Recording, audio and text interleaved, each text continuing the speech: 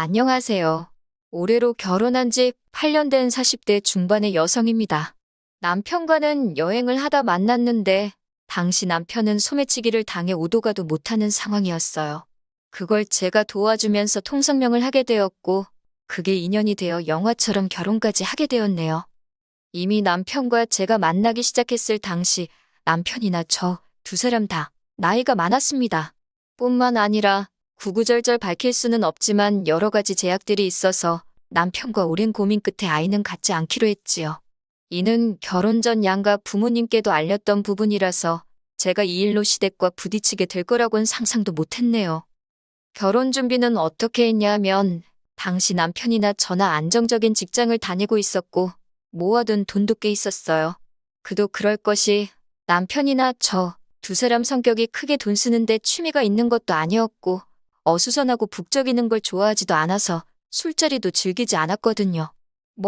취미생활이라고 해도 크게 돈 드는 일은 안 하다 보니 자연스레 저는 저대로 남편도 남편대로 돈을 모으게 되었던 것 같네요. 아무튼 그래서인지 본격적으로 결혼 준비를 하는 동안에도 양가의 경제적인 부분에 있어서 도움을 받을 필요가 없어서인지 여러모로 어려움이 없었습니다. 남편과 저 두 사람의 생활만 놓고 본다면 이 좋은 결혼을 왜 진작 안 했을까 싶을 만큼 알콩달콩 잘 지냈어요. 하지만 어머님이 뜬금없는 요구를 하시면서 남편에게 처음으로 싫은 소리를 하게 되었네요. 결혼한 지 1년쯤 되던 때였습니다. 하루는 어머님이 저와 데이트를 하고 싶으시다며 연락도 없이 저희 회사 앞으로 오셨더라고요. 살짝 당황했지만 그래도 기왕 오셨으니 맛집도 가고 근처 구경도 하다가 커피를 마시러 갔지요. 카페에 도착하고 나서야 어머님께서 갑자기 제 손을 잡으시더니 사실 하실 말씀이 있으시다며 저더러 이제 놀 만큼 놀았으니 슬슬 애를 가지라 하셨습니다. 당신 아들, 그러니까 제 남편이 몇 대 손이고 어쩌고 하시면서 말이에요. 순간 숨이 막히고 가슴이 답답해졌습니다. 제가 어머님께 처음 인사드리러 갔을 때 분명히 딩크로 살겠다고 말씀드리지 않았냐. 어머님께서도 저희 둘만 잘 살면 된다 하셔놓고 왜 갑자기 말을 바꾸시냐 했어요. 그러자 하신다는 말씀이 그래도 둘이 같이 살기 시작하면 마음을 바꿔먹을 줄 아셨답니다. 그러면서 당신 주변 분들은 이제 손주 크는 거 보는 재미로 산다는데 당신은 어디 가서 할 말도 없고 기가 팍 죽는다면서 요새 사는 재미가 없으시대요. 이러다 하루아침에 당신과 아버님이 콱 죽기라도 하면 저희더러 미안해서 어쩌려고 그러냐고요. 어머님의 궤변이 솔직히 너무 황당했어요. 저는 어머님께 아무리 그러셔도 못 낳는다고 선을 그었습니다. 벌써 제 나이가 얼만 줄 아시냐. 남편 나이는 또 어떻고 여러모로 걱정되는 바가 많아서 처음부터 안 낳기로 한 거다. 마음을 바꾸시라 했네요. 그러자 어머님께선 제가 이렇게 이기적인 줄 몰랐답니다.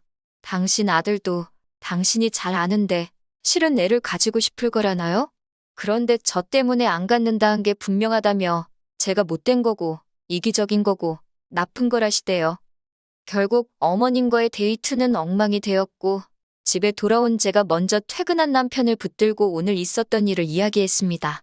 남편 역시 황당해하며 갑자기 어머님께서 왜 그런 말씀을 꺼낸지 모르겠답니다. 무조건 자기가 다 미안하다면서요. 그리고는 한 번만 더 또 그런 식으로 말씀을 하시면 그냥 남편인 자기한테 문제가 있다고 그러랍니다. 아들이 문제 있다는데 뭐 어쩌시겠냐고요. 그러면서 제가 원하면 당장이라도 어머님께 전화해서 따지겠다는데 그건 제가 말렸어요. 지금 바로 그래봤자 아들 조종하는 못된 며느리 소리나 들을게 뻔했으니까요. 그리고 며칠 뒤 아버님의 생신을 축하하기 위한 자리에서 어머님은 또 다시 손주 이야기를 꺼내셨습니다. 저희가 생신 축하드린다며 용돈을 챙겨드렸는데 이런 거 다 필요 없다며 내년엔 손주 없으면 오지도 말라시대요. 그러자 남편이 크게 화를 내면서 자기 몸에 문제가 있어서 아이를 못 갖는 거라 했어요. 사실대로 말씀드릴 수가 없어서 어머님 아버님이 속상해 하실까봐 못 갖는 게 아니라 안 갖는다 한 거라고 둘러대면서 말이지요. 이땐 어머님뿐만 아니라 아버님까지도 크게 충격을 받으신 눈치라서 괜히 제가 다 죄송해지더라고요. 그래도 덕분에 소위 어머님의 손주 타령은 멈춰졌습니다. 그리고 얼마 지나지 않아 집안에 생각지도 못한 소식이 들려왔어요. 신우가 시집을 가겠다며 남자를 데리고 왔거든요. 문제는 이걸 문제라고 하는 게 맞나 싶긴 한데 신우는 저희 남편보다 12살이 어린 동생이에요. 다시 말하자면 시집 가겠다 하던 당시 신우 나이가 25인가 26인가 그랬거든요. 근데 이제 막 전역했다는 23살 먹은 남자를 데려왔으니 시부모님께선 절대 결혼 허락은 못 해준다며 크게 반대를 하셨습니다. 비단 남자가 연하라서 그런 건 아니었고 조건 자체가 마음에 안 든다고요. 며느리로서 이런 말을 해도 될지는 모르겠지만 솔직히 저희 시댁도 크게 내세울 게 있는 건 아니에요. 그나마 저희 남편 하나만 소위 개천에서 나온 용이라고 해야 하나? 그래도 뭐 딸 가진 부모 마음이 그렇잖아요.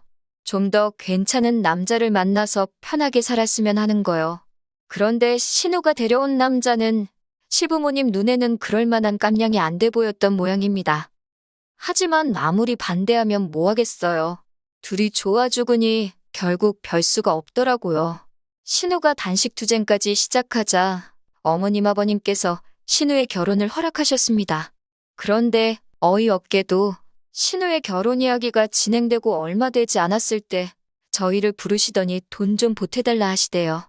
원래부터 축의금을 500 정도는 생각하고 있었는데 어머님이 대놓고 돈을 보태라시니 처음엔 한 몇백, 진짜 많아야 1000만 원 정도 말씀하시나 했지요. 그런데 뒤이어 말씀하시길 애들 신혼집을 구해주면 안 되겠냐입니다. 까놓고 말해서 어디 돈 맡겨 놓으셨냐는 소리가 튀어나올 지경이었어요. 하지만 결론부터 말하자면 남편이 자기 명의로 오피스텔 전세를 구해줬습니다. 대출이자 안 내도 되고 월세 안 내면서 사는 게 어디냐고 고마운 줄 알고 착실하게 돈 모아서 나가라고 하면서요. 전 솔직히 이런 남편의 생각에 찬성은 아니었어요. 남이 보기엔 돈도 남편이 번 돈이었고 어찌됐건 신우에게 꽁으로 돈을 준 건 아니니 뭐가 문제냐 싶을 수도 있지만 가족이고 친구고 경제적인 걸로 얽혀서 좋을 게 없잖아요. 하지만 남편이 그래도 자기가 장남이자 오빠니까 이해해달라대요. 그리고 신우는 얼마 지나지 않아 쌍둥이를 임신, 출산했습니다. 어머님 아버님께선 왔다 갔다 1시간이 넘는 거리를 오가시며 신우 애들을 봐주시기 시작하셨는데 제가 아는 한 이는 몇 년 동안 계속되었어요. 어머님께서 고생을 정말 많이 하셨지요. 게다가 이건 뭐 솔직히 제가 간섭할 문제는 아닐 수도 있지만 그 긴 세월 동안 신우가 어머님께 얼마씩 챙겨드린 것 같지도 않더라고요. 언젠가 한번 어머님께서 이모님한테 지들 밥벌이라도 하고 살면 소원이 없겠다고 하소연하시는 걸 들은 적이 있었거든요. 한편 저희 부부는 신우 부부에 비하면 저희 입으로 말하기 그렇지만 자식 노릇, 자식 돌이 제법 하고 살았습니다. 신혼애에 비하면 받은 건 일절 없었지만 그래도 할도리는 하고 사는 게 맞다 싶었으니까요.